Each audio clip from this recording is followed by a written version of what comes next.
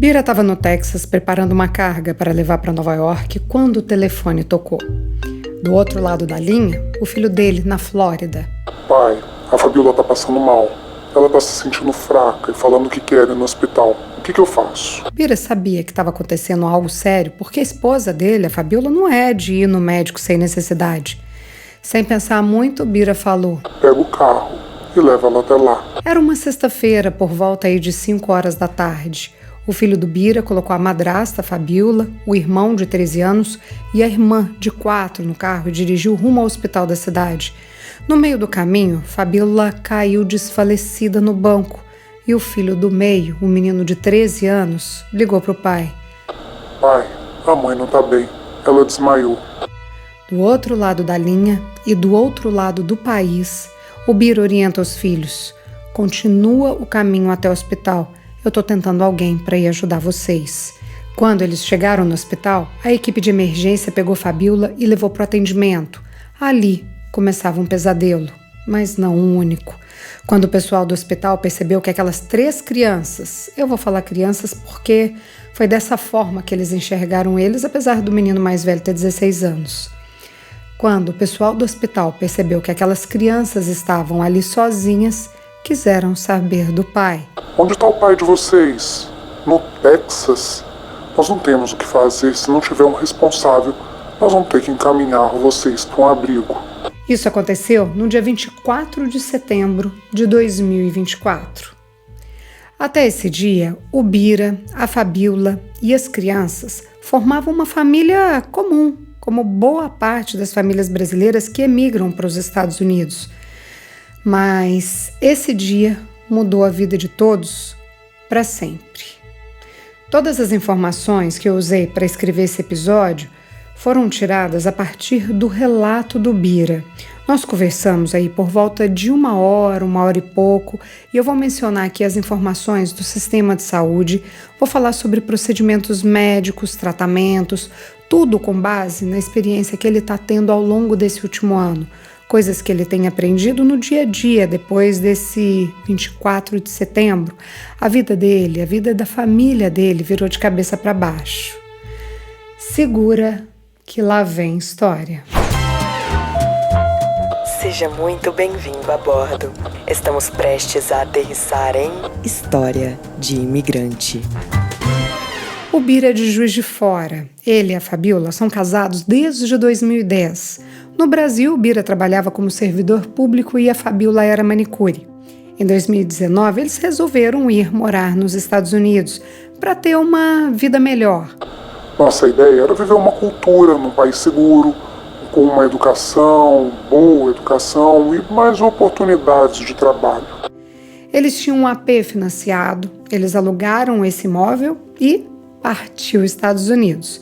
Bira foi trabalhar como caminhoneiro, fazer transporte de carga para todo lado.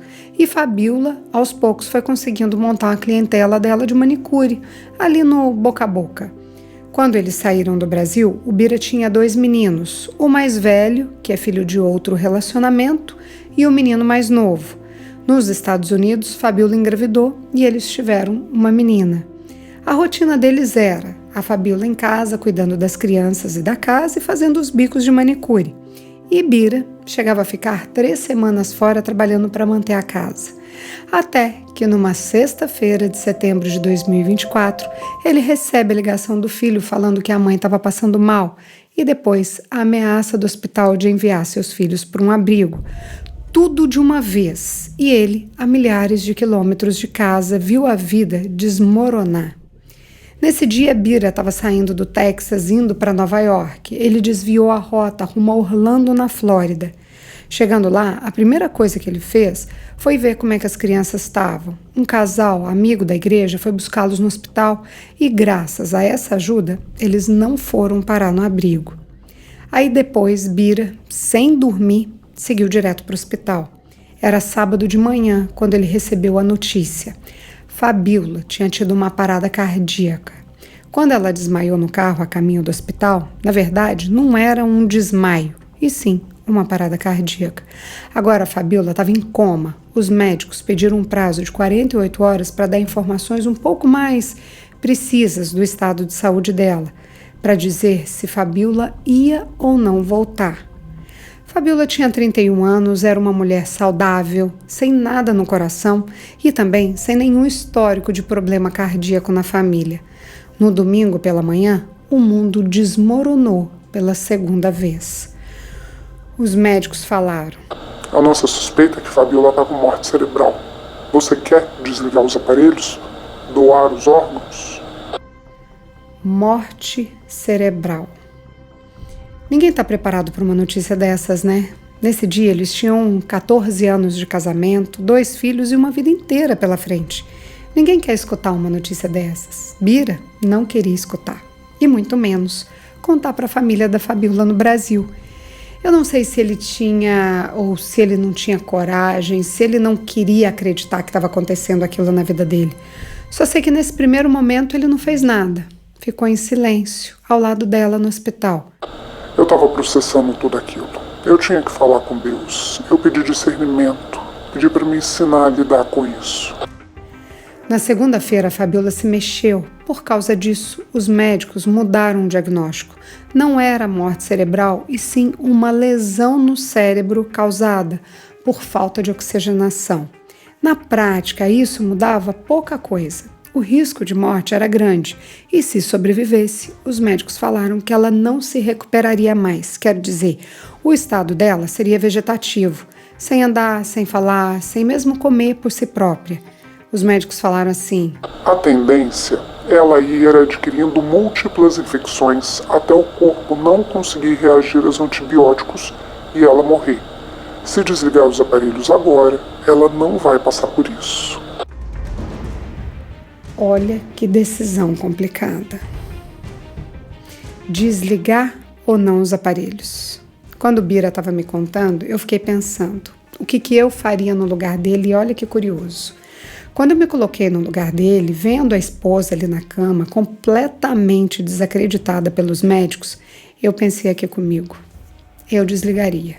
Eu acho muito triste manter uma pessoa viva dessa forma e o sofrimento que tudo isso vai causar, não só na vida da Fabiola, como do Bira e das crianças. Foi o que passou pela minha cabeça naquela hora. Mas aí eu me fiz uma outra pergunta. E se fosse o meu marido ali, naquela cama de hospital? O que eu faria? Eu não desligaria, porque sei lá, eu acho que eu acreditaria em um milagre, numa força superior, que, não sei, de repente pode chegar ali e transformar tudo. O Bira resolveu manter os aparelhos por causa da fé que ele tem em Deus. Do mesmo jeito que a minha vida virou de cabeça para baixo, ela pode desvirar de um dia para o outro. E eu tenho fé nisso. Bom, a partir dali a rotina dele passou a ser acordar, pegar a filha mais nova, ir para o hospital e ficar o dia todo lá com a Fabiola, enquanto os meninos mais velhos iam para a escola. A filhinha deles ali estava com 4 anos nessa época. Ele não tinha como pagar para a menina ir para uma creche e ela ainda não tinha idade para ir para uma escola pública. Creche, aqui, custa por volta aí de $1.300. Eu até tinha esse dinheiro, mas não podia gastar com isso naquele momento.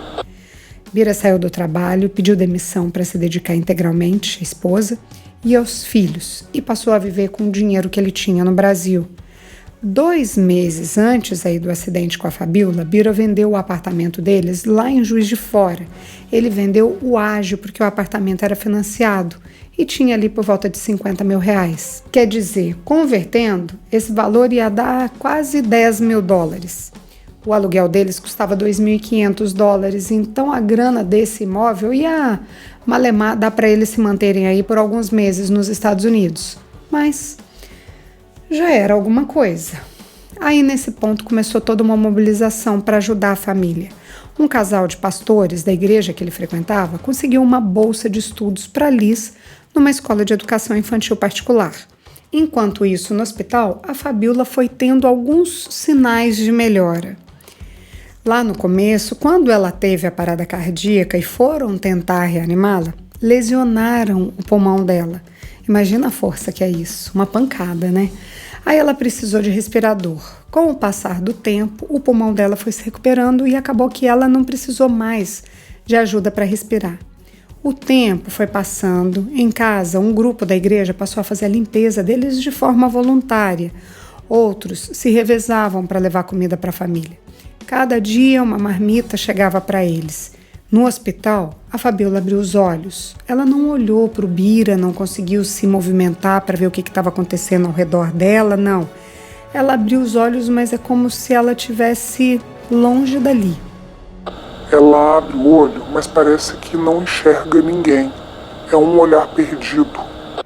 No hospital, Bira foi aprendendo a cuidar da esposa. Ele aprendeu a fazer fisioterapia na Fabiola para não atrofiar os músculos. Ele aprendeu a fazer também exercícios de fonoaudiologia. O Bira é quem coloca comida para ela se alimentar, o líquido, né? Através de uma sonda que está presa na barriga dela. E fica de olho nela o tempo inteiro para ela não engasgar, porque se ela engasga, ela pode morrer. Então ele fica preparado para fazer a sucção através de outra abertura, uma abertura que ela tem aqui na traqueia, no pescoço. É uma dedicação full time. Eu perguntei sobre as fezes e urina e ele me disse que ela usa fralda. E é ele que troca. Bom, já deu pra gente perceber que não é que a vida dele tenha mudado. É como se ele tivesse nascido de novo em outra vida, completamente diferente de tudo que ele tinha vivido até ali. Bom, todos esses cuidados foram acontecendo aí com a Fabiola no hospital, mas o hospital mesmo não queria eles ali. Desde a primeira semana, os médicos lavaram as mãos, tipo... A gente fez tudo que podia fazer, não tem mais o que a gente possa ajudar. A vida dela foi totalmente desacreditada. Depois de 8 meses de internação, Bira resolveu levar a Fabiola para casa.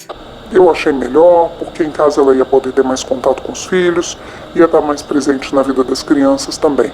Tem outra. Como é que fica o dia inteiro com a Fabiola no hospital e concilia as necessidades das crianças, da casa? Não dá, né? Bira mora num townhouse. Townhouse é uma casa de 2 andares, normalmente é de 2 andares, e é geminada. Ele abriu um espaço na sala para entrar a cama da Fabiola e é ali que ele cuida dela. Ele dorme no sofá ao lado da esposa. Aqui na sala, ela fica mais perto da gente, tem um movimento de todo mundo, ela fica mais perto enquanto a gente come, na cozinha, prepara comida, e também é melhor para a gente receber visita. Ela não mexe, como eu disse, não fala, não tem qualquer tipo de interação.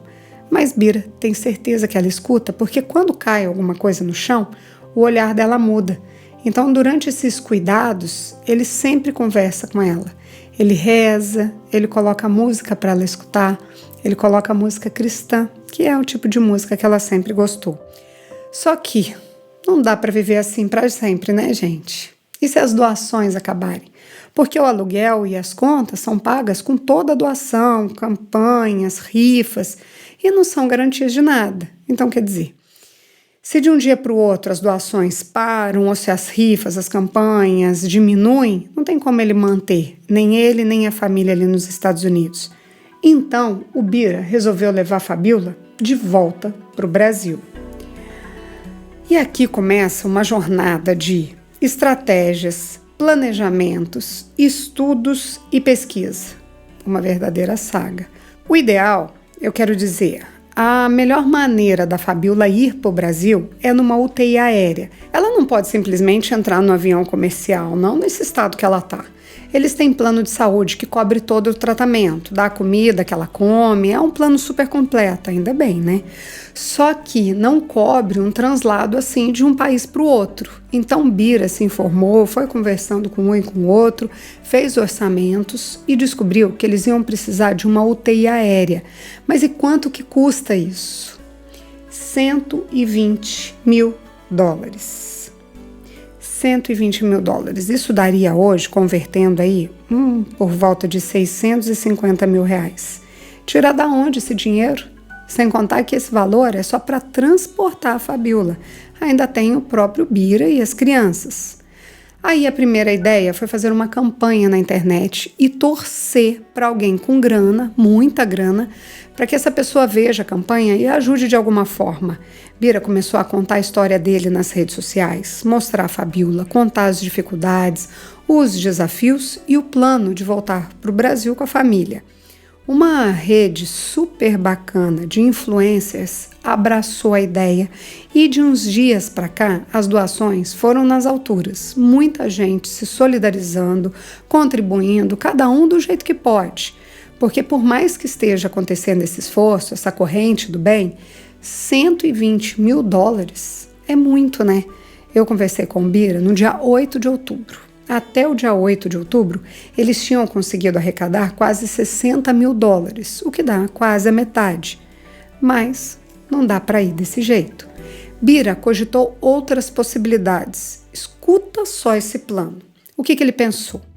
Ele pensou em pegar esse dinheiro, comprar um motorhome, fazer as adaptações necessárias para levar a Fabiola por via terrestre até o Brasil, de Orlando até Juiz de Fora. Eu fiz as contas, isso daqui dá no mínimo, 17 mil quilômetros. Gente, é uma jornada e tanto. Ele é caminhoneiro, então ele entende bem de estrada. A ideia é sair com a Fabiola e as crianças da Flórida, cruzar os Estados Unidos de leste a oeste, chegar até na Califórnia, em San Diego, e ali cruzar a fronteira para o México, em Tijuana, e descer rumo à América Central. Bira fez um mapeamento das cidades que têm hospitais, para se tiver alguma emergência ali no meio do caminho, ele ter para onde correr com ela. Seria um plano totalmente viável, não o ideal, mas daria para ser feito. Uma viagem muito longa, trabalhosa, principalmente pelo fato deles ter que se desdobrar ali entre os cuidados com a esposa, com os filhos, a direção. Mas era a saída que ele tinha encontrado. Era a única possibilidade que ele conseguia vislumbrar. Só que tinha um porém. E esse porém é um impedimento mesmo. Bira descobriu que cruzar a América Central para a América do Sul tem duas opções. A primeira é por meios aéreos, um avião, e isso a gente já sabe que não dá. A outra opção seria fazer a travessia de balsa. Ali no Canal do Panamá, ele precisaria colocar o motorhome numa balsa e atravessar o mar até a Colômbia. Só que aí é que tá. Durante essa travessia não pode ficar ninguém dentro do veículo. Ou seja, a Fabiola não pode ficar dentro do motorhome. Como não tem como tirar ela da cama dessa forma, essa opção foi descartada. O interessante é que na mesma hora que uma ideia é descartada, o Bira surge com outra possibilidade. E se a gente alugasse uma balsa só para ela passar, ou de repente um cruzeiro, um navio? Gente, eu estou falando isso daqui, para quem não é muito familiarizado com a geografia, o que acontece? Ali entre a América Central e a América do Sul, existe um encontro do Oceano Atlântico com o Oceano Pacífico. Não existe uma estrada que cruza os dois continentes. Para cruzar da América Central para a América do Sul, normalmente as pessoas passam por essa balsa que é o que fica ali no Canal do Panamá. Inclusive não é uma travessia também muito tranquila, eles tiveram que fazer uma elevação, existe uma obra de engenharia ali muito grande para fazer a travessia por vias fluviais. Então não é uma coisa assim, só fazer, só entrar e atravessar. Talvez seja por isso que existe esse cuidado do pessoal que trabalha com balsa, de tirar todo mundo dos veículos para fazer a travessia. Eu não sei muito bem como isso exatamente funciona, mas deu para a gente perceber que não é simples, principalmente numa situação de uma pessoa acamada como a da Fabiola. Então quer dizer que essas ideias aí do Bira podem dar certo? Pode ser que sim, pode ser que não. Como é que a gente vai saber? Bira tem uns amigos que estão voltando para o Brasil de motorhome. Eles saíram da Flórida e fizeram esse percurso que eu falei para vocês. Entraram em Tijuana, ali na fronteira com a Califórnia, e estão cruzando o México. Durante a viagem, eles estão reportando esse trajeto passo a passo para o Bira. As mudanças de roteiro, as dificuldades que eles estão vendo pelo caminho. Por quê? Uma coisa é a teoria, outra é a prática, né? Bira está esperando esses amigos chegarem até o Panamá, porque chegando lá, eles vão pesquisar ali em loco, conversar pessoalmente com o pessoal sobre as maneiras possíveis e viáveis de passar a Fabiola nesse trecho. A previsão dessa família de amigos é eles irem passar o Natal no Brasil. Então eu acredito que eles devem cruzar aí o canal agora no final de outubro ou no começo de novembro. E se as notícias forem positivas, se Bira puder passar com a família no motorhome, ele vai embarcar com as crianças. Ele vai voltar para o Brasil através de uma via terrestre. Ali no Brasil, tem a família, tem todo mundo perto, tem rede de apoio, eu posso conseguir no SUS um atendimento em casa, posso voltar a trabalhar e meus filhos não perderam só a mãe nesse tempo que ela está internada. Eles perderam o pai também.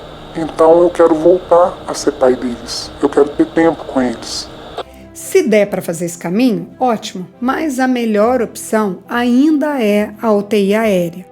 Então, gente, se vocês sentirem que podem ajudar, pode ser com doação, pode ser às vezes um contato de alguém importante, um político, alguém que tenha muita grana ou influência para fazer isso acontecer. Dá um sinal, se você acha que de alguma forma pode contribuir com essa travessia, com essa jornada deles dos Estados Unidos até o Brasil, fala com a gente. Essa história é sim sobre um acidente, uma situação que pode acontecer com todos nós. É aquele tipo de história que a gente pensa assim, nossa, mas não tinha nada ontem e hoje está dessa forma? Infelizmente, esse tipo de história. É uma história de esperança, de luta pela vida, de sobrevivência, mas acima de tudo, é uma história sobre amor e fé. Porque vamos combinar, o amor que existe aqui, eu falo assim olhando de fora, é claro, é uma coisa sem noção. Ele literalmente largou tudo para cuidar dela e está aí, se agarrando na fé para conseguir passar por todos esses problemas e ainda virar esse jogo. Eu vou deixar na descrição desse episódio o link do Instagram do Bira. Quem sentir aí que pode colaborar de alguma forma, entra em contato direto com ele. Essa é a história do Bira.